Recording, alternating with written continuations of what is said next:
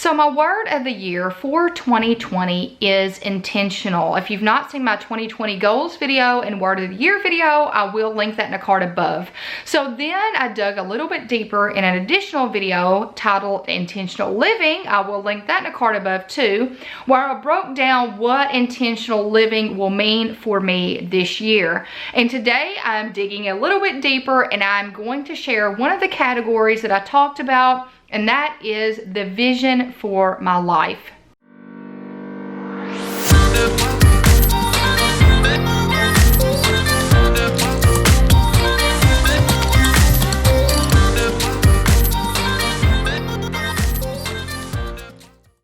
Hey you guys, I'm Kristen and welcome to the Gold Project. If you're new here, welcome. We hope you decide to become a part of our community by clicking that red subscribe button below. Also hit that bell notification so you are informed every time I post videos.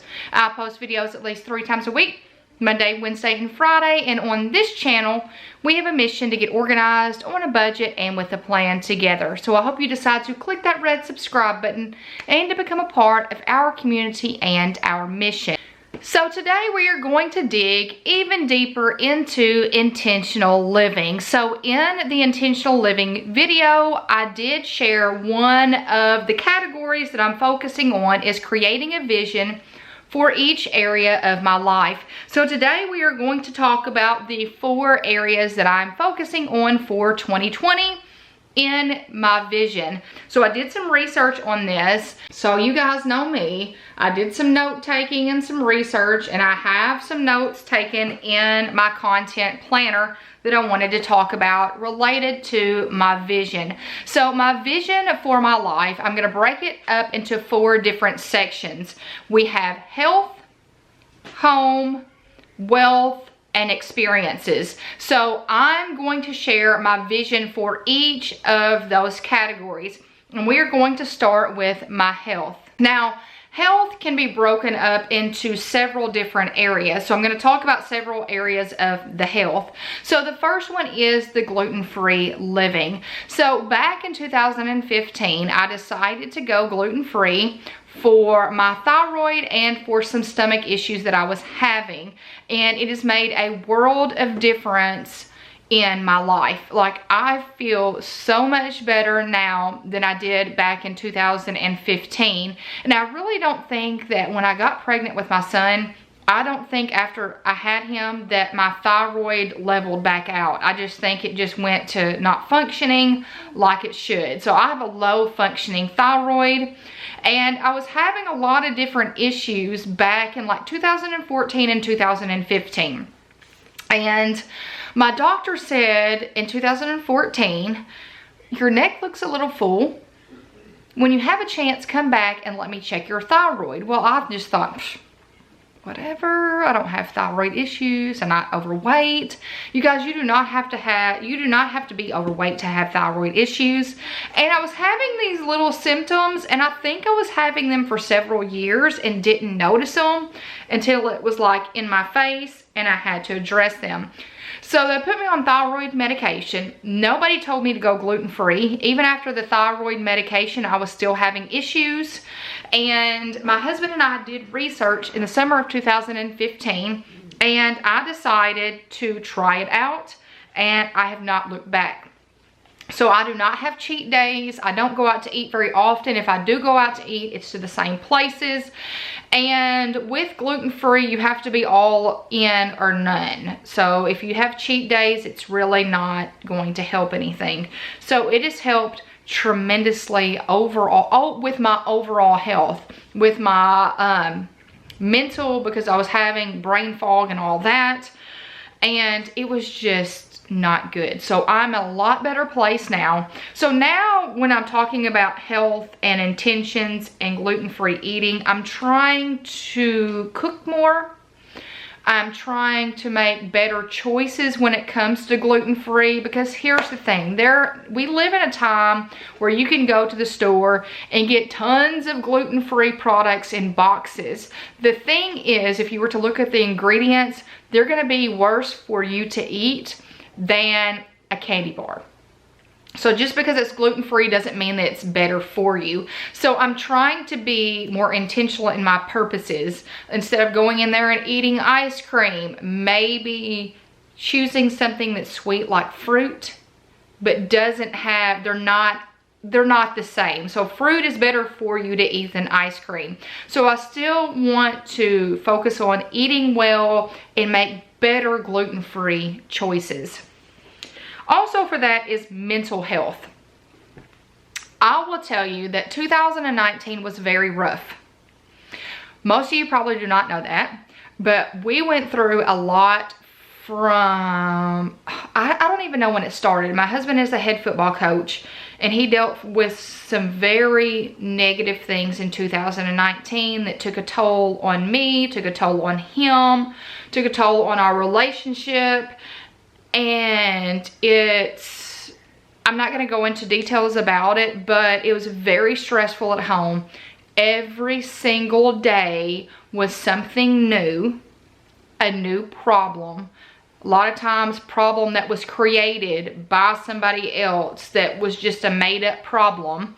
But then it was like issue after issue after issue after issue. I was so glad when football season was over. After football season was over, we were still dealing with it. So a lot of pressure, a lot of nonsense in 2019 that put a toll on my entire family. Very high stress.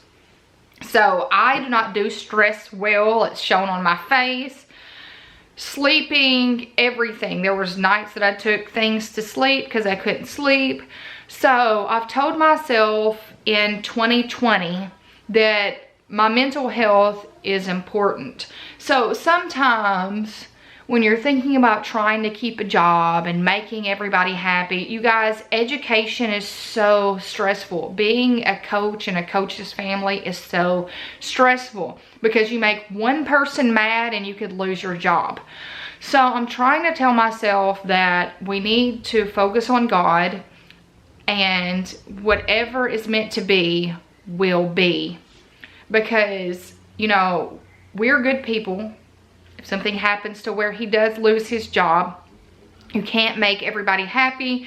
And the worrying and the stress that comes along with being in his position, it's really out of our control. You can only do what you can do for your players and your school and all of that. At the end of the day, it's what's going to be will be. So I'm telling myself that I'm going to try not to take on any extra stress this year, that my mental health is important. If I can't make all of these things, and you guys, this involves everything. Like my kids are in activities, Kate's in cheer and basketball, Derek's in taekwondo and soccer, and I want to be there at everything, and I want to take them to everything, but sometimes schedules overlap and I have to choose one over the other. And I need to tell myself that it's okay to not make everything and not think that everything's going to make somebody mad or hurt their feelings or, you know, affect something negatively. So I'm trying to be more mindful of my mental health. So my vision for that is to not worry about the extras that I cannot control. So I'm going to try to focus on being mentally positive and being mentally at ease. So now we're going to move to home. So home, everybody needs a vision for their home. So when you walk into your house, what is the ideal? What do you want to see? How do you want to feel when you walk into your home? So I used to say that I wanted my house to be a cozy cottage. But then I'm like, sometimes when I think of cottage, I think of, because I was using the cottage in the holiday as my inspiration. But when you look at that cottage is really cluttered. I don't want clutter. So when I walk into my home, I want to be at peace. So I want it to be a comfortable and a peaceful place. And when I think of these two things, peaceful and calm, and this is what I always think about. If I was sick and I was vomiting, I'm sorry for saying that. If I was sick and I was vomiting, would I feel comfortable laying in my house? Because you know that, I mean, that's a big thing. Like if you could go in there and feel really, really sick, would you feel comfortable laying on the couch in your home? That is what I've always thought about. Like when you go into a home, do you feel comfortable if you're really, because with me, if I'm throwing up, I am really, really sick. So I always think, do I feel comfortable in this home? Is this house a home?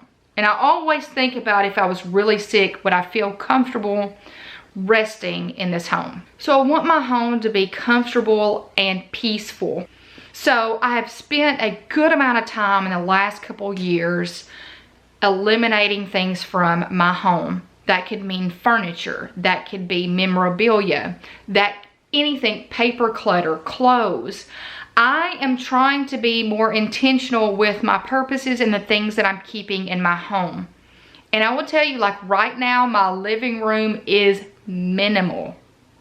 Like we have eliminated so much clutter in the living room. It feels amazing to walk in there because when it's messed up, there's not a whole lot of things that need to be put back for it to be put in order. So it's clean and it's simple. So now I'm working on our bedroom, and our bedroom feels really good. We've eliminated all of the furniture pieces and things in the home that we don't love. Like everything is now gone.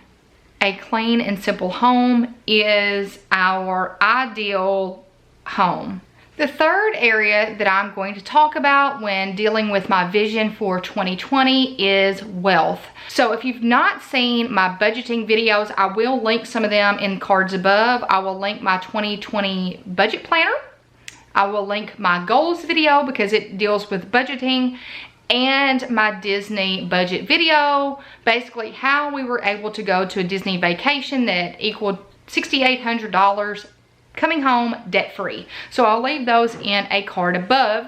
And then next week, I will be talking about how we accumulated our debt snowball. So my vision for wealth is basically continuing down the same road. We are shooting real high this year for paying off some debt.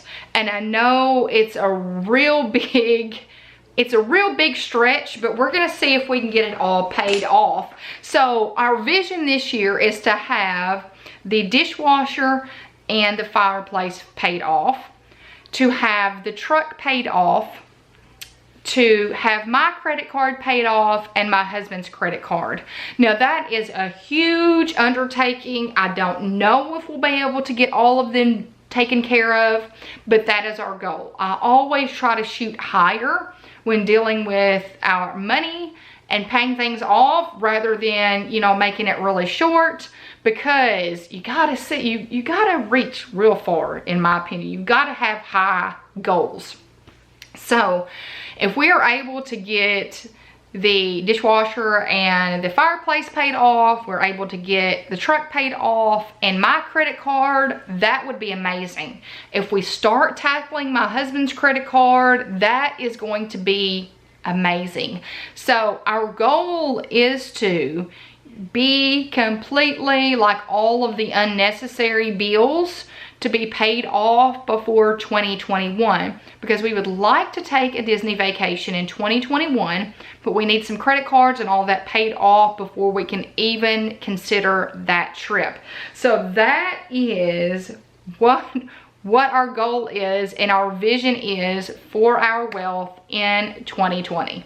Last but not least, Area 4 for our vision is experiences.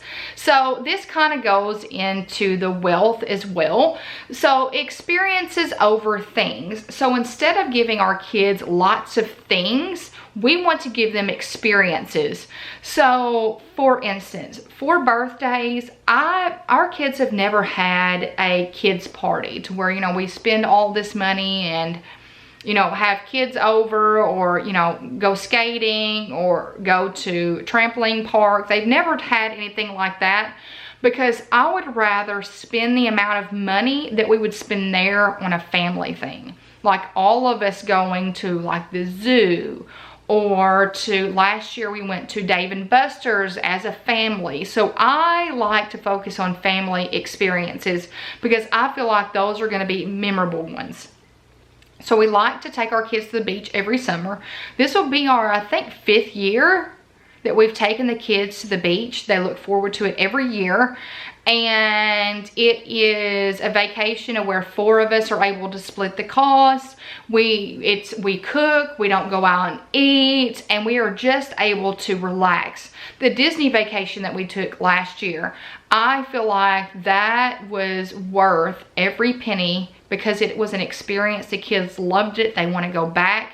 So for us, I want to treat our kids to experiences and not things. And those are the 4 areas that I'm focusing on for my vision for this intentional living. So that includes my health, home, wealth, and experiences. So all 4 of those areas are going to be ones that I'm focusing on and I have a vision for 2020. So in the comments below, I want you guys to share with me what your vision is for 2020. What is something that you are focusing on for this year? So you guys, I hope you've enjoyed this video. I hope you give it a big thumbs up. By giving my videos a thumbs up, it shows YouTube you're engaged and you like my content, which means they'll start suggesting it and recommending it to more people, which means our community will grow and will continue to spread positivity. Also, I hope you hit that red subscribe button to become a part of our community and our mission to get organized on a budget and with a plan together. I hope you guys have a fantastic week, and until next time, bye you guys.